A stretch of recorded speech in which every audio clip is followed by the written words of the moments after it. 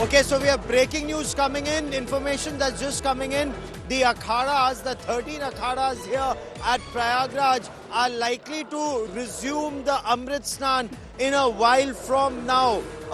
The administration has assured them that the ghats are now being cleared, the crowds are being cleared, there is effective crowd management, and even as we speak, the Uttar Pradesh police helicopter it's doing an assessment of the entire area. Once again, they're resorting to the use of artificial intelligence to map the areas where the crowds are and to move those crowds from the filled out areas to areas where there are lesser crowds, and then clear a pathway for the akhadas to come in. Seniority wise, there are 13 akhadas that will take a holy dip.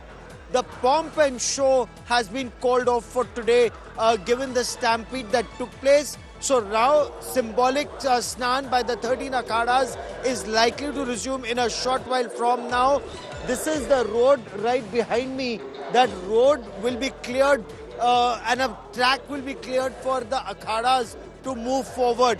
All of those roads were utilized to clear the crowds that came in large numbers for the Mauni Amavasya Snan. But now, to a very large extent, crowds have effectively been moved out. They're still clogging the ghats. They're still there in large numbers, and especially at Triveni. But as soon as they move out towards Triveni Ghat, the additional crowd is now being diverted to other ghats. They are not being permitted to come here so that at least some area can be cleared. So look around, there you see the police are moving forward, completely clearing areas, ensuring that there is a track that is cleared. You have police personnel who have their whistles. They are blowing their whistles constantly.